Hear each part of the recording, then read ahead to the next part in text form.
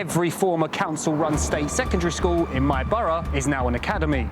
But not only that, they're all part of multi-academy trusts, which are like non-profit educational conglomerates. These trusts have taken over every single formerly council-run school in Croydon. You probably heard of some of them. The Harris Federation, whose offices are just up there, being one. Another being Oasis Community Learning. Others you might not have heard of. GLF Schools, the Collegiate Trust, and the Folio Trust, for example. Between them, these academies run 21 secondary schools in the borough and dozens more primary schools. Are they, as this government document proposed, a way for the strongest teachers to find out what works in their own way and deliver high academic scores? Or are they an experiment in privatisation and small state capitalism at the expense of the learned gooding of our future generations? In this report, we'll be looking at how academies took over England's school system, like the boring bureaucratic counterpart of Pokemon cards or UK drill, and what it means for our education system going forward. It's a story that covers my school days, the Lord of Peckham, a series of high-paid CEOs claiming they need more help from the state, and a £10 million debt that the government just gave up chasing. Join us, Crocs Watch, as we risk detention for talking back to teacher by asking why are all our schools academies now?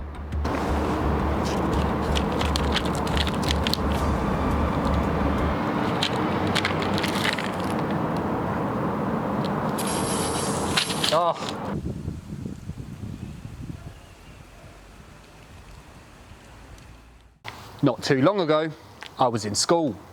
Hard to believe, eh? And at that time, my school was one of the first in the country to become an academy, an Oasis Academy to be exact.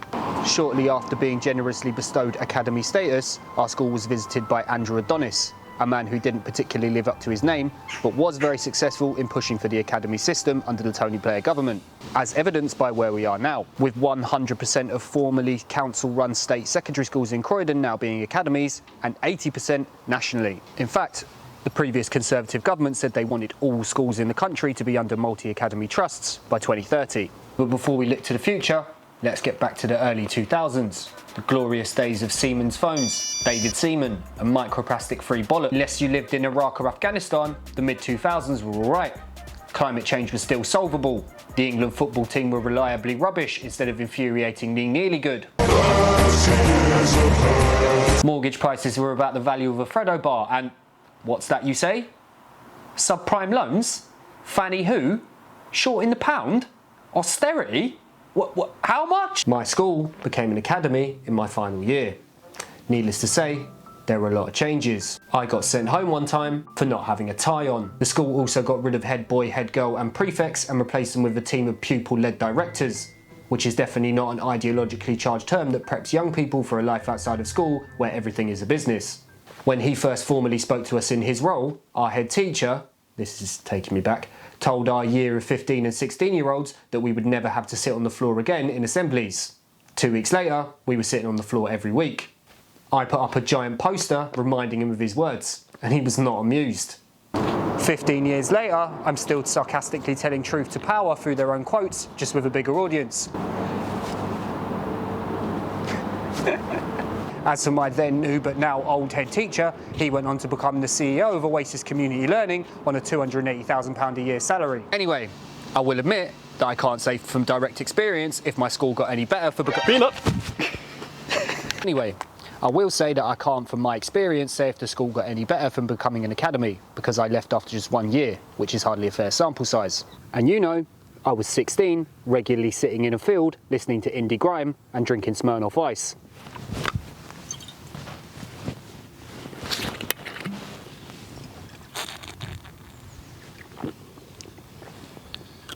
Oh, that tastes horrible.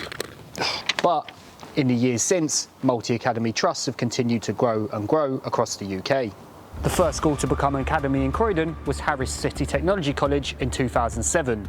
It was sponsored by Lord Harris of Peckham, net worth £258 million. The Conservative governments that followed doubled down on the idea of academies. They allowed any and all schools to convert, and many of them were pushed to by their governing boards. Although many schools did choose to convert, sometimes against parents' wishes, many more were forced, and sometimes under questionable circumstances.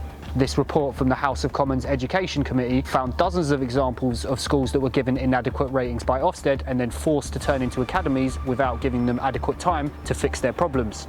If problems are found in a school's safeguarding practices, current policy making makes it likely that an overall inadequate judgment will follow. This can even apply in cases where those problems can be fixed within the 2-month window before an inspection report is published. Ofsted should review this policy and ensure schools only receive inadequate judgments where they are fundamentally failing to keep children safe. In cases where safeguarding problems can easily be resolved, DfE should not issue an academy order until after the school has been re-inspected. Whether or not there was any coercion or nefarious tactics going on, slowly the idea of community-run academies dropped off the agenda.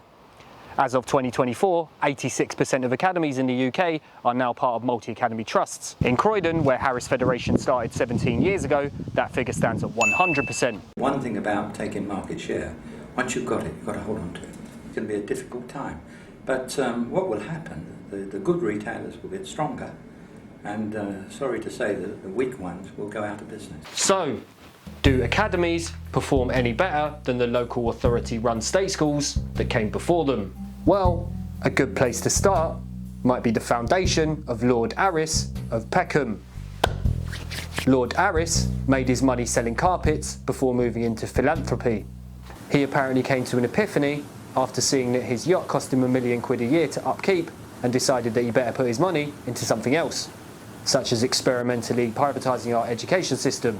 Anyway, I'm sure Lord Carpetwright doesn't have much to do with the day-to-day running of Harris Academy schools, so we might as well take them at their word and look at their statistics first.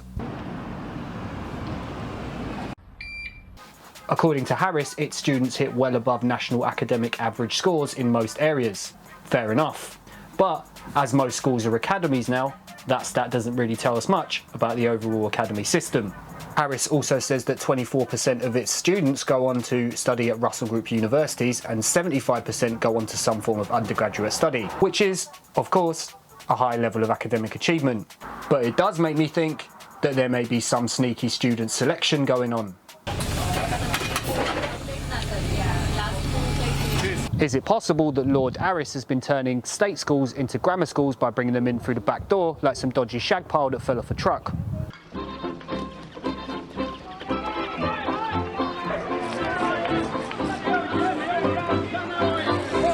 Shout out to this decade-old Guardian commenter for doing some digging into the OG Harris Academy Crystal Palace's admission data from 2013 and finding something interesting. Well, it turns out that Harris's banded system, designed to give access to students of all abilities, only seems to identify those students of average or, the great majority, above average ability. Harris Crystal Palace is a de facto grammar school. It is selective on both social and academic grounds, excluding a hugely disproportionate number of disadvantaged or less able students from its locality. The supposedly non-selective academy takes far fewer students with free school meals, special educational needs or English as an additional language than any other school in the Crystal Palace area. It seems that some academies can cherry-pick the brightest students from a wider area, leaving other schools, or MATs in this case, in the dust, with little hope of achieving good results in such a biased system. Of course, if we are to insist on putting people in narrow brackets of intelligence through exam results, then Harris does all right. But when you create a well-oiled GCSE/EBAC churning out machine, other things such as exposure to a broad range of ideas and holistic care might fall by the wayside. Or, more likely, are left up to underpaid, overworked and stressed teachers to deal with.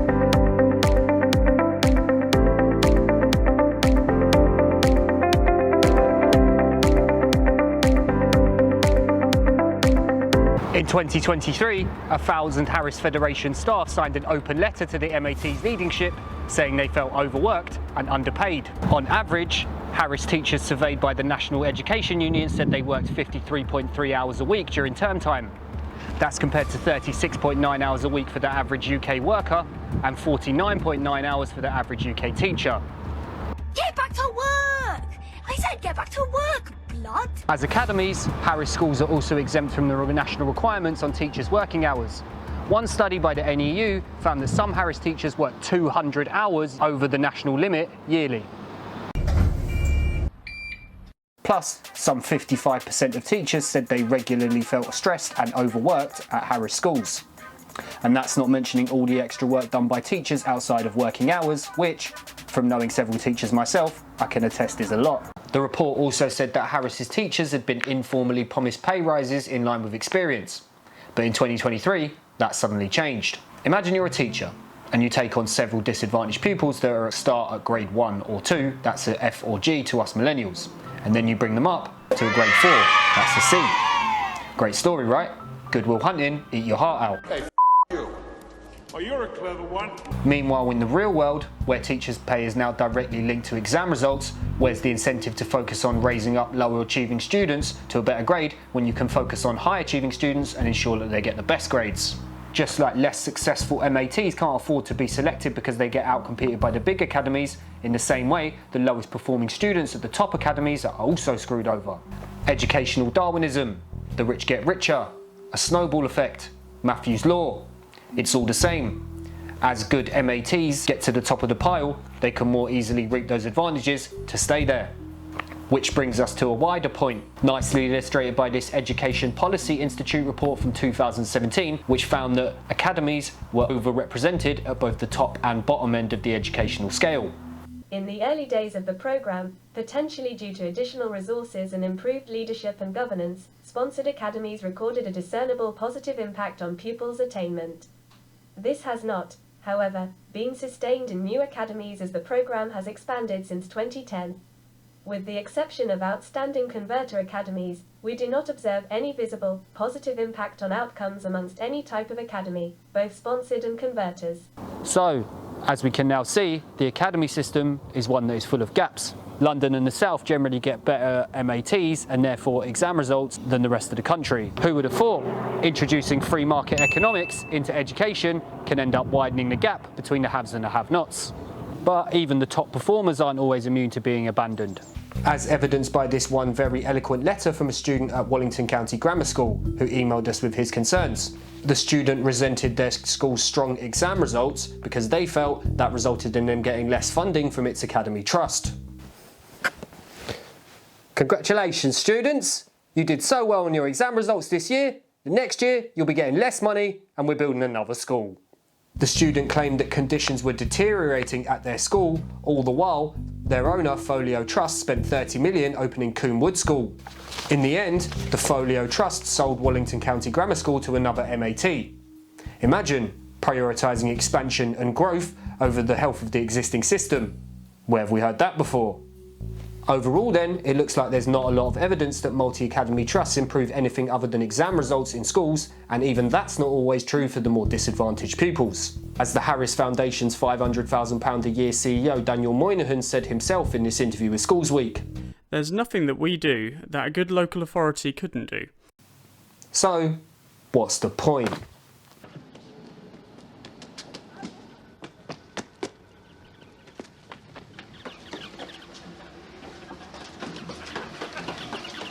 Well, maybe they got privatised because a few people are going to make quite a lot of money off it. That's obviously not what the government says, and it isn't the stated aim behind any of the schools. But nevertheless, the argument for academy system is one of free market economics and private business over state control. And at the core of that ideology is the idea that the profit motive increases efficiency and therefore everything should be run as a business. Which is odd when academy schools are supposed to be non-profit and they have all their expenses funded by the government. Multi-academy trusts also get to take off a top slice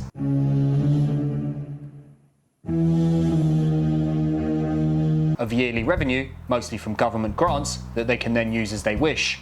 This often goes on paying centralised backroom costs, such as IT facilities or consultants. Sometimes it goes into building new schools, and sometimes it just sits in the company's cash reserves. Harris Foundation sat on some £8 million of cash in 2022.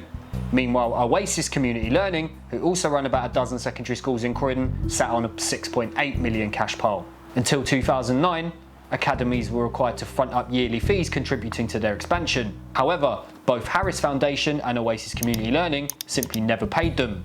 That led to the 2021 decision from the government to simply give up chasing them. That's right, 10 million of debt owed by 2 educational charities, and the government never bothered to chase it up. Meanwhile, Harris Foundation CEO Daniel Moynihan is earning a cool £480,000 a year, and there are 10 backroom staff at the foundation earning £3.7 million a year between them. £3.7 million a year between 10 people as salary, at minimum, without bonuses. Any internet accountant in the comments might argue the legal definitions here, but that certainly sounds like profit to me. You might be thinking, oh well, council's also pay that much. And yeah, historically, Croydon Council has well overpaid executives, but in general, local education authorities don't pay anywhere near that much. Lancashire, one of the last holdouts of non-academy secondary schools in the UK, has twice as many pupils as Harris. However, its highest paid local education authority head is paid £115,000 a year. Meanwhile, Harris Federation and Oasis Community Learning pay their CEOs 5 times and 3 times as much as that, respectively. Both CEOs have seen their wages increase by around 6% per year in recent times. Meanwhile, teachers have been offered around 3% per year nationally until the new Labour government reluctantly accepted the 5.5% demand from the National Education Union. Crucially though, academies don't have to follow this recommendation. Meanwhile, Moynihan was asked to justify his nice slice of government wedge in this 2016 interview with Schools Week. Firstly, he highlighted Harris's often good or outstanding exam results of their schools, which is fair enough. But then he also trotted out this old chestnut. Other people are doing it, so why not us? If the kids are getting a great deal, and they are doing well, why shouldn't we pay well? Dave has a first in maths from Cambridge. Why shouldn't we have people like him teaching?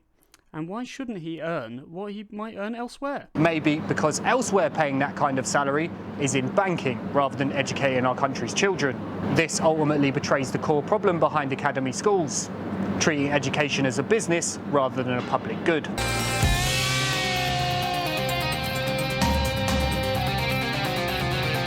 So, we've now got an education system that pushes business-oriented thinking into schools without necessarily improving results across the board. And all the while, a few dozen people make millions. Now that we've got a new Labour government that promises they're going to put the country first, is there really any hope of things changing? Well, maybe, sort of, yes and no. Yeah, it's complicated. Keir Starmer is also best mates with Peter Hyman, the founder of the weirdly dystopian sounding School 21, which is part of an MAT called, interestingly and quite revealingly, Big Trust. Basically, academies, after nearly 2 decades, are now completely entrenched in the UK's education system. There's little hope of changing that on the cheap, even if the new government wanted to. New Education Secretary Bridget Phillipson managed to promise a whole lot without giving many details, in a similar way to the recent Labour manifesto.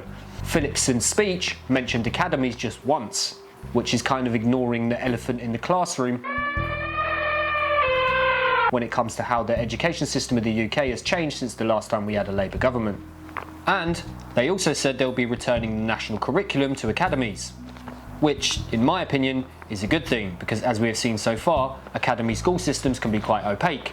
But it also eliminates one of the key selling points behind having academy schools in the first place, namely the freedom to choose their own methods. Why bother having privately run state schools with high-paid CEOs when the government is funding them and telling them what to teach? Somebody please make it make sense! So, why are all of our schools academies now? As usual, when I asked these kind of questions in the name of a clickable YouTube title, the answer ended up being exactly what I thought it would be in the beginning. Money, cash, moolah, wonga. I'm sure there's plenty of people out there being paid hundreds of thousands of pounds a year who might disagree with me here. But to me, it seems like everything about the academy system is motivated by the idea that putting the profit motive into education will improve things. But by almost all metrics, it hasn't, and all the while, a few dozen people in key leadership positions, plus their expensive consultants, continue to make bank. I wish I could say I was optimistic for things getting better, but really, I'm not. Let us know what you think about Croydon's academies or the schooling system where you are in the comments, and as always, keep watching the Cronks.